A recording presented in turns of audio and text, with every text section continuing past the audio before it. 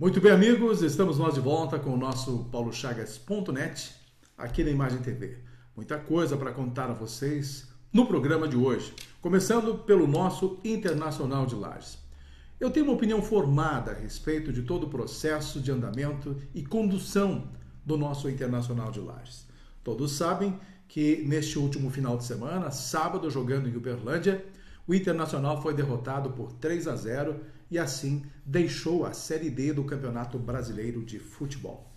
Agora começa uma nova fase de reestruturação, pensando quem sabe em 2019, até para poder disputar também a segunda divisão do Campeonato Catarinense, pois neste ano o Internacional desceu. Mas enfim, nas redes sociais, durante o jogo, eram muitos os comentários de colegas formadores de opinião, outros muito menos e assim por diante, mas cada um com a sua opinião e talvez com sua razão.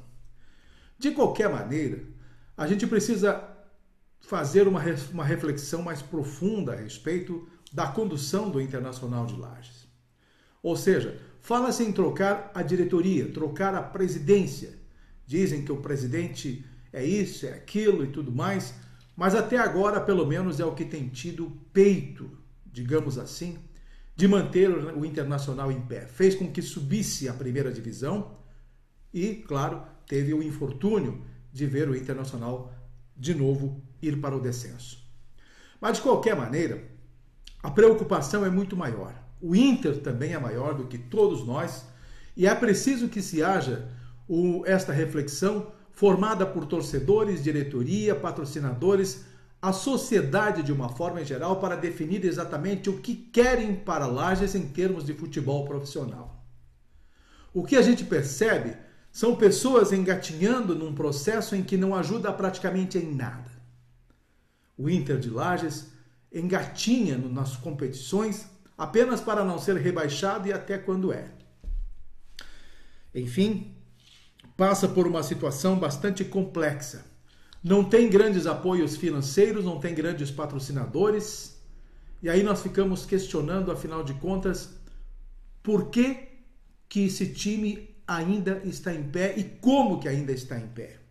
Porque, claro, tem gente que, bem ou mal, está conseguindo manter esta estrutura funcionando.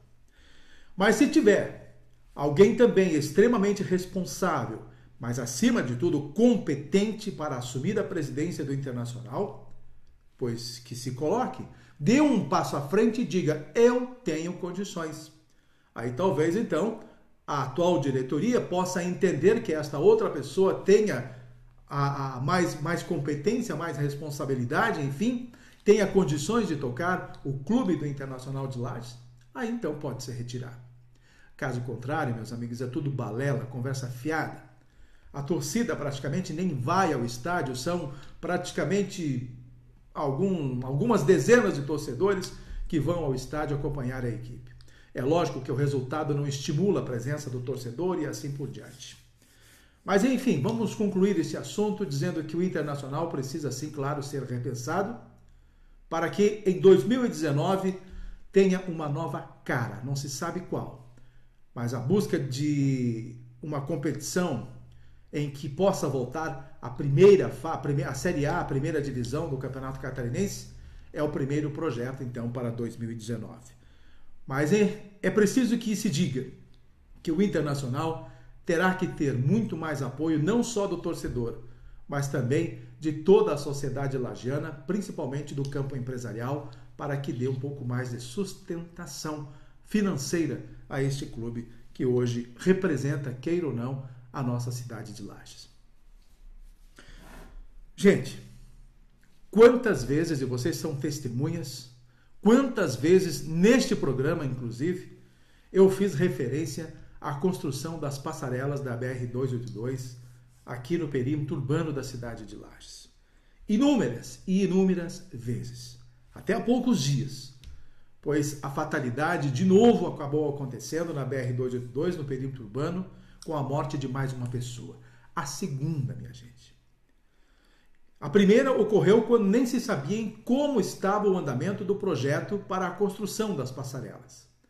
A morte de agora ocorreu exatamente quando se diz que estão construindo, que estão montando as passarelas num ponto específico da cidade, não sei aonde, e não se sabe por que a demora da montagem dessas passarelas, meses e meses e meses se passam e não se vê hoje a montagem de nenhuma das passarelas na BR-282.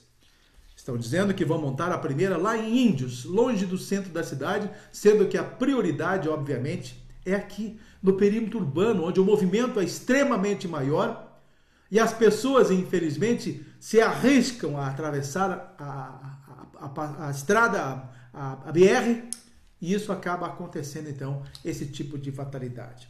Além das pessoas se arriscarem, a velocidade dos carros é acima da permitida também e não tem jeito. É mais ou menos por aí uma série de irregularidades que acabam contrapondo a razão e não tem jeito, então, das coisas funcionarem como deveriam funcionar. Quem é que vai assumir agora a responsabilidade de mais esta morte? Vai ficar por isso mesmo, minha gente. Infelizmente, fica por isso mesmo. Os responsáveis, seja do DENIT, seja do município, seja da empresa que está construindo, enfim, fica por isso mesmo. A pessoa simplesmente vai para o cemitério e continua do mesmo jeito. Não se vê o andamento desse processo e espero que agora, diante desta calamidade, desta morte desta pessoa, estas passarelas comecem a ter um pouco mais de celeridade e que definitivamente comecem a montar no perímetro urbano da cidade. Em que pese muitas pessoas com a cabeça não sei aonde, vão deixar de subir pela passarela e vão continuar atravessando a via expressa e não tem jeito. As pessoas parece que preferem andar menos ou correr mais risco do que simplesmente caminhar um pouco mais e passar em segurança. É mais ou menos assim. A gente vê isso lá em Florianópolis. Em frente ao terminal rodoviário tem uma passarela. E tem gente que mesmo assim, só por não caminhar, por tentar evitar seja o que for, acaba atravessando ali, correndo sério risco de ser atropelado. Já vi isso em Florianópolis.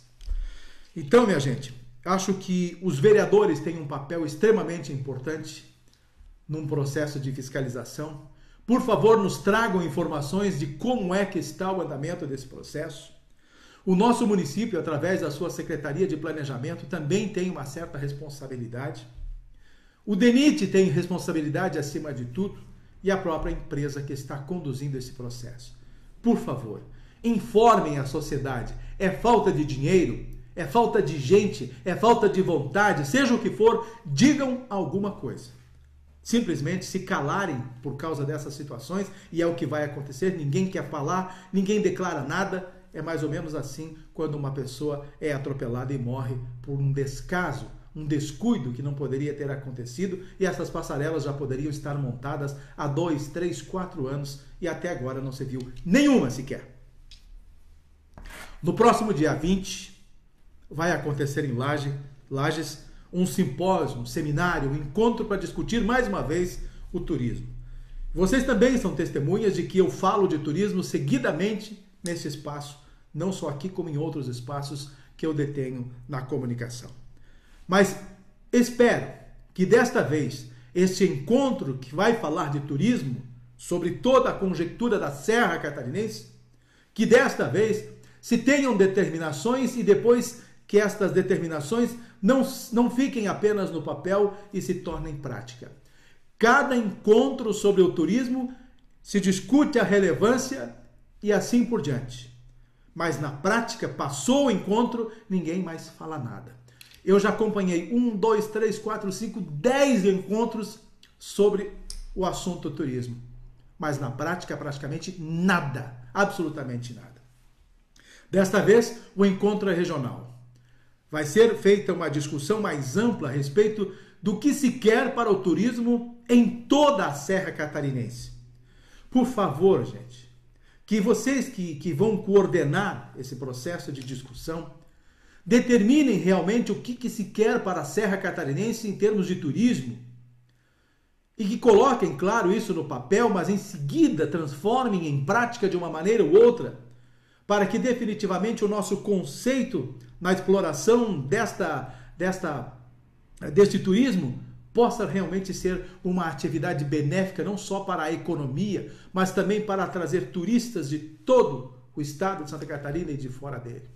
E aí eu quero citar uma coisa, provavelmente o assunto da Rota Caminhos da Neve, que não pode ficar fora da pauta dessas discussões, porque se aguarda agora a derrubada do veto do presidente Michel Temer, que vetou a federalização desta estrada e que é uma esperança de que a Rota Caminhos da Neve, que começa lá em Florianópolis, seguindo, depois passando ali por Lauro Milho, subindo a Serra do Rio do Rastro, passando por Bom Jardim da Serra, São Joaquim, Urupema, Urubici, né? E seguindo depois rumo ao Rio Grande do Sul, Bom Jesus, Vacaria e Caxias do Sul, Gramado, Canela, enfim.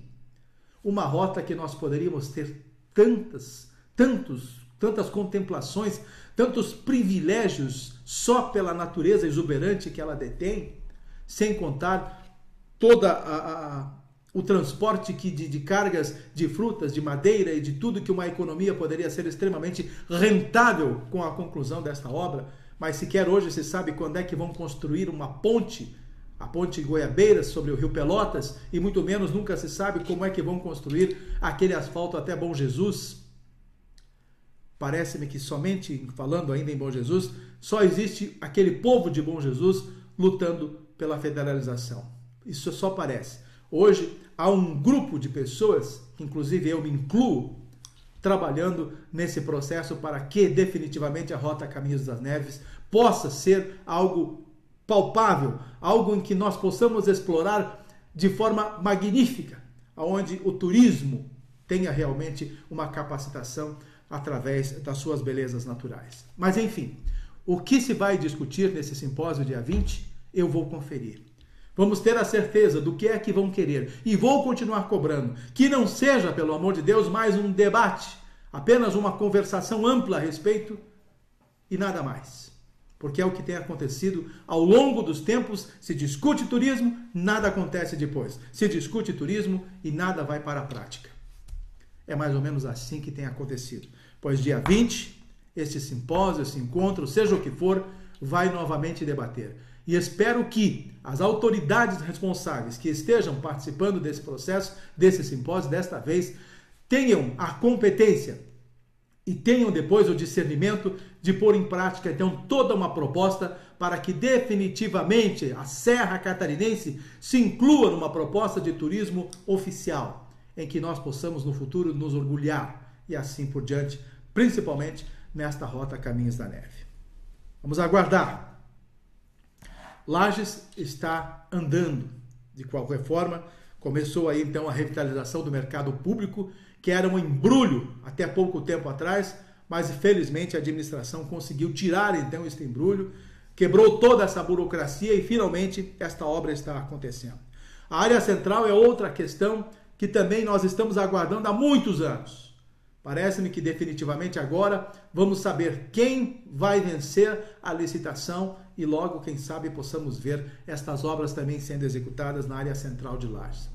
E vocês não venham se queixar depois que a cidade vai estar esburacada em época de final de ano ou coisa parecida. É mais ou menos por aí. Vai estar em obras, sim, mas Lages precisa definitivamente ter nestas obras da revitalização também outro ponto de atrativo até para o turismo local e para o embelezamento da cidade e até mexer com a autoestima de todos os lagianos. Então vamos aguardar que a revitalização do centro também aconteça o mais rápido possível e nós vejamos realmente mudanças estratégicas na nossa cidade de Lages para que se mexa definitivamente nesse astral, nesta autoestima que me referi agora há pouco, em todos os segmentos, tanto na prefeitura quanto na comunidade de um modo geral. Então tem coisas boas, sim, acontecendo em nossa cidade, assim como tem diversos problemas, principalmente ligados ainda à nossa área da saúde. Por falar em saúde, só quero fazer aqui uma parte, um adendo a você. Estão vacinando as pessoas com um novo ciclo de idade. Pessoas de 49 a 59 anos e crianças até 9 anos estão agora liberadas para a vacina da gripe. Eu aproveitei esse vácuo e estou já vacinado. Se você está pensando que não tem jeito de ser vacinado ainda e se encontra nesse grupo, pode então fazer a sua vacina. Prefeitos estão num congresso em Florianópolis desde o início da semana. A gente fica pensando o que tem os prefeitos para discutirem em prol da sua comunidade. Eu acredito que muitos. Muitos são os assuntos, muitas são as preocupações. Os prefeitos têm sim os desafios cada vez maiores, até porque eles trabalham com recursos reduzidos e precisam, de certa forma, se entenderem e buscar os cases de sucesso de outros municípios para que tenham algum tipo de norte para conduzir nas suas casas, nos seus municípios, a forma de gestão. Então, os prefeitos devem sair de lá um pouco mais conhecedores desse processo de gestão administrativa e ter pelo menos um discernimento de como conduzir tudo isso até o final de seus mandatos. Não está fácil, claro, ser prefeito em tempos de hoje, mas mesmo assim muitos querem. Chega a época de eleição, sobram candidatos e assim por diante. Mas esperamos nós que este congresso em Florianópolis consiga abrir a mente dos nossos gestores e que eles possam também ter alguma forma ou alguma fórmula diferente de aplicação na sua comunidade, junto aos seus pares, junto aos seus munícipes. E assim por diante, dar um melhor trabalho de gestão para que as pessoas tenham realmente um atendimento mais digno da sua gestão municipal, através do seu prefeito e tudo mais. Lá não estão só prefeitos, estão vereadores, estão vice-prefeitos e estão dando uma extrema importância à participação destes líderes municipais lá em Florianópolis. E esperamos nós que eles realmente consigam ter o discernimento e uma lição muito grande para que nos ensinem ou pelo menos apliquem depois aqui nos nossos municípios. E assim por diante. Vamos torcer então que não seja em vão este encontro dos prefeitos em Florianópolis. Apenas para registro, o nosso amigo Ricardo Córdova, da Rádio Band, aqui de Lages, é o único radialista que eu tenho conhecimento aqui da Serra Catarinense que foi fazer um trabalho de cobertura da Copa do Mundo. É claro que o Ricardo não vai ficar narrando o futebol lá na Copa do Mundo. Ele vai apenas mostrar as curiosidades da Rússia, mostrar curiosidades de bastidores e vai estar integrado com o pessoal da Band do Brasil, a Band Nacional, e nesses intervalos ele vai falar então para nós aqui na Serra Catarinense estas diferenças, essas curiosidades que estarão ocorrendo durante a Copa do Mundo lá na Rússia. Ele fica até então o final da Copa lá acompanhando os jogos da seleção brasileira e todas as demais partidas. Então teremos informações do radialista Ricardo Córdova, da Rádio Band FM aqui de Lages, só como registro. Chegamos na nossa parte final do nosso programa. Eu quero entrar na questão política. Todos sabem que o deputado federal João Rodrigues retornou ao Congresso, teve a liberação pela Justiça para trabalhar durante o dia e foi para o regime semiaberto. Aliás, ele já havia sido condenado ao regime semiaberto e até agora eu não entendi por que a Justiça colocou ele encarcerado lá na Papuda e assim por diante, e não liberava ele para trabalhar e assim por diante. Agora ele conseguiu. Justamente na quinta-feira da semana passada, quando a mesa diretora da Câmara dos Deputados havia anunciado que após 120 dias, João Rodrigues seria destituído do cargo, chamariam o suplente, demitiriam todos os servidores, todos os colaboradores do gabinete de João Rodrigues e ele estaria fora, então, do espaço parlamentar. Chamaram Edinho Bez, que já estava todo se articulando, fazendo as suas malas para ir embora a Brasília. Pois, no outro dia, a Justiça acabou entendendo os direitos de João Rodrigues, colocou ele num regime semiaberto e liberou para que voltasse ao Congresso. Nesta segunda-feira, o deputado federal eleito pela região oeste de Santa Catarina reassumiu o cargo de parlamentar, de deputado federal, e vai poder, então, executar o seu direito de parlamentar. Em que pese a situação em que ele foi condenado por um problema lá em 1995, 96, 97, 99, se não me engano, mais precisamente, na cidade de Pinhalzinho, quando ele era vice-prefeito. Havia um processo na compra de uma máquina e justamente no período em que ele estava como vice-prefeito, ele assinou aquela documentação. O processo já vinha sido conduzido pelo prefeito, mas quando ele assumiu como vice, acabou sobrando para ele assinar a documentação. Ele assinou. O próprio prefeito de Pinhalzinho da época atestou que quem encaminhou o processo da compra daquela máquina foi ele. A justiça simplesmente nunca ouviu os lados e simplesmente condenou João Rodrigues. É mais ou menos por aí o processo. De qualquer maneira, agora, a primeira vitória dele, segundo declarações na imprensa, foi essa de voltar ao Congresso, de voltar à tribuna e para poder então se defender. Agora a segunda fase é por tentar provar a inocência dele. Então João Rodrigues poderá estar de volta. E no decorrer desses processos, não se sabe. Se o homem for inocentado dentro de alguns dias, eu não sei o que pode acontecer em termos de política envolvendo principalmente as candidaturas ao governo do estado de Santa Catarina. Por falar em governo do estado de Santa Catarina, neste último sábado em Chapecó, Gelson Merizio consolidou também a sua pré-candidatura ao governo do estado de Santa Catarina. É, sem dúvida, o nome que está mais avançado no estado nesta proposta de gerir o governo do estado a partir de 2019. Gelson Merizio reuniu cerca de 10 mil pessoas no pavilhão da EFAP, lá em Chapecó, neste sábado que passou, incluindo lideranças de todos os partidos que já estão atrelados ao projeto. Entre eles o pessoal do PP, do PSB, do PDT, entre outros partidos nanicos que estão hoje apoiando a candidatura de Gelson Merizio. Tem um porém. Gelson ainda não é definitivamente o candidato, ele está como pré-candidato oficializado. Nesta coligação que ele tem com o PP, pode surgir a possibilidade de Esperidião Amin ser o candidato ao governo e aí inverter o PSD, ser então na cabeça de chapa, tendo ele na condição de vice. E assim por diante. Algumas coisas devem ocorrer até o período de convenções. As definições ainda não estão totalmente ajustadas, mas de qualquer maneira é o partido que mais está andando rumo ao governo do estado de Santa Catarina e não é de hoje, é coisa de 1, 2, 3 anos atrás que já vem se trabalhando com essa ideia. Enquanto isso, o MDB de Pinho Moreira e de Mauro Mariani, que são os dois postulantes à vaga de pré-candidato ao governo do estado de Santa Catarina, ainda não tem uma definição. Porém, nesta última segunda-feira, uma reunião em Florianópolis teve pelo menos um passo a mais a ser dado diante dessa definição.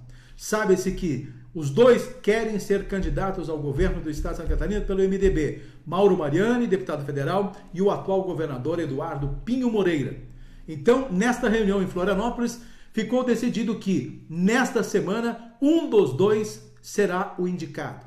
Um dos dois vai desistir e o outro vai prosseguir. Até porque o projeto do MDB está estacionado. Hoje não tem sequer o amparo de uma coligação ou não tem poder de persuasão, porque nem ele está ainda organizado para buscar um parceiro nesta campanha eleitoral de 2018. Buscam apoio do PSDB, buscam apoio de outros partidos, como o PR, mas até agora não conseguiu o MDB a sua consolidação. Então precisa, primeiro, se organizar, definir quem exatamente vai ser o pré-candidato. E parece-me que na próxima segunda ou terça-feira teremos então definitivamente este nome, se Eduardo Pinho Moreira ou Mauro Mariani, deputado federal, o pré-candidato ao governo pelo MDB. Aí então começam então a se organizar, porque até agora não se entende o partido, há um racha interno, muita gente apoiando Mariani, outros apoiando o Eduardo Pinho Moreira e não há entendimento. É exatamente isso que está acontecendo. Pois fim, com relação ao PSDB, a situação do senador Paulo Bauer também não está muito fácil. Agora está sendo indiciado por processo crime, corrupção passiva, lavagem de dinheiro, entre outras coisas. Não se sabe qual vai ser o futuro do PSDB com a candidatura do senador Paulo Bauer. Já se falam em plano B, ou seja, buscar um outro nome para relançar a pré-candidatura ao governo pelo PSB, ou também, quem sabe, se aliar, se acomodar ao lado do MDB ou ao lado do PSD, enfim, o PSDB está também em mares muito agitados e não sabe o que vai acontecer daqui para frente, mas também precisa de uma definição urgente. Se mantém Paulo Bauer do jeito que está, com os apuros junto à justiça, ou se troca o nome dele, ou se coliga com alguém e baixa a bola, ou enfim, alguma coisa o PSDB também precisa tomar como atitude para se definir. E com relação a outros partidos, nenhuma outra definição. PT, por exemplo, não se sabe quem poderá ser o candidato ao governo do estado de Santa Catarina, não se sabe os partidos menores se estão articulando e assim por diante. No fim, tudo gira em torno do PSD, do PP, do MDB, do PSDB, e essas são as articulações dos maiores nomes para o governo do estado de Santa Catarina nestas eleições de 2018. Em Lages temos novidade. Claro, já não é tanto mais novidade, mas eu quero colocar para vocês aqui. Roberto Amaral, empresário da comunicação, por motivos de saúde, deixou de lado a sua pré-candidatura a deputado estadual pelo PSDB, pelo Ninho Tucano. Abre-se assim, então, outra oportunidade para novos nomes, como o caso do vereador Bruno Hartmann, que já estão colocando ele como provável pré-candidato a deputado estadual pelo PSDB. Quem mais? Temos outras novidades. O Rampel, que antes tinha sido cogitado já para ser o pré-candidato a deputado estadual pelo MDB de Lages, acabou se retirando do processo porque havia a possibilidade de ele assumir um cargo de primeiro ou segundo escalão no governo de Eduardo Pinho Moreira. Isso não aconteceu, não foi chamado. Então o Rampel estava abrindo para que Tiago de Oliveira e também para o Juarez Matos, um dos dois ser o candidato a deputado estadual. Isso não aconteceu. Então o Rampel vai pedir agora, no próximo dia 1º, a sua exoneração do cargo que ele ocupa em Brasília e vem cuidar da campanha para deputado estadual. Então, definido o nome para deputado estadual aqui em Lages. Muxuê Rampel, ex-secretário de Meio Ambiente do município e hoje pertencendo a uma diretoria da Defesa Civil em âmbito nacional. Quanto a Juarez Matos e quanto a Tiago de Oliveira, não se sabe qual vai ser o futuro deles. Se um deles vai ou não assumir a ADR, por exemplo, eu não sei. O outro provavelmente vai ser o cabo eleitoral de Rampel e vão trabalhar a política da melhor maneira possível. Para nós fecharmos, não teria como deixar de citar o caso de Eliseu Matos, que nos pegou de surpresa essa condenação de mais de 24 anos e 4 meses e 13 dias. 24 anos e 13 dias, né? 4 meses e 13 dias de prisão. Isso envolvendo Eliseu Matos, que já esteve preso em dezembro de 2014, vocês lembram quando esteve preso? Ele é acusado de recebimento de propinas na Operação Águas Limpas, que foi executada na época pelo GAECO. Eliseu Matos, então, teve esta notícia na semana que passou, quando houve a condenação em primeira instância, publicada primeiramente até pelo jornalista Moacir Pereira, e depois correu, então, todos os espaços esta notícia, e a gente foi buscar, inclusive no Ministério Público, a notícia de que Eliseu Matos tinha tido essa condenação em primeira instância. Agora, logicamente, ainda tem defesa, ele vai recorrer desta decisão e tem aí a possibilidade de ser ou não absolvido na segunda instância. Enfim, Eliseu Matos está extremamente complicado diante deste processo, com a decisão em primeira instância da Justiça, a partir do juiz substituto Jean Everton da Costa, da 2ª Vara Criminal de Lages. Então esta foi a decisão, foi realmente um momento bastante pesado para a política de Lages, e Eliseu Matos vai continuar na sua defesa. Se for condenado em segunda instância, aí a coisa complica. Enfim, está bastante enrolado, e logicamente a defesa largou uma nota tentando justificar que nada disso aconteceu e tudo mais. A própria executiva do MDB local também emitiu uma nota oficial tentando defender o prefeito Eliseu Matos, o ex-prefeito Eliseu Matos, que inclusive havia já colocado que pretende ser pré-candidato ao governo municipal nas próximas eleições, na sucessão de Antônio Seron. Seja como for, está ele numa situação extremamente complexa e que vai ter que a sua defesa rebolar e muito para livrar ele de uma condenação também em segunda instância, o que pode realmente complicar a vida do ex-prefeito e levá-lo definitivamente à prisão. Complicado. Enfim, Lages está hoje se acomodando depois da Festa Nacional do Pinhão para as eleições de 2019, aliás, 2018. Obviamente, vamos ter que esperar ainda a passagem da Copa do Mundo de Futebol para depois as decisões se acertarem definitivamente e nós termos um norte, termos um rumo e saber quais serão as oficializações nesse campo político, não só em Lages, mas em todo o Brasil. E Santa Catarina e Lages, região serrana, são os lugares que mais nos interessam nesse processo eleitoral. Está lançado mais um nome a deputado federal pelo PT. Eu estava pensando que havia um consenso geral das pessoas que não estão se candidatando a deputado federal apenas para dar guarida a uma possibilidade de reeleição a deputada federal Carmen Zanotto, Porque a gente sabe, qualquer nome que for lançado a deputado federal hoje é só para tirar votos. Não será para mais nada. Então, tirando o voto da Carmen Zanotto e assim por diante. Surgiu, então, um candidato do PT. Sabe-se lá quem é que vai votar nele e ele tirar votos da deputada Carmen Zanotto. Tomara que não sejam o suficiente. Nós estamos na torcida para que possamos manter a nossa representante na esfera federal, porque é a única, exatamente, que tem possibilidade de conseguir os votos suficientes para se manter no Congresso Federal. Precisamos ter esta representatividade sendo mantida lá em Brasília a partir de 2019. Tá bom, minha gente? Um grande abraço a vocês e a gente retorna na próxima semana, se Deus quiser, com mais informações aqui no paulochagas.net. Até lá!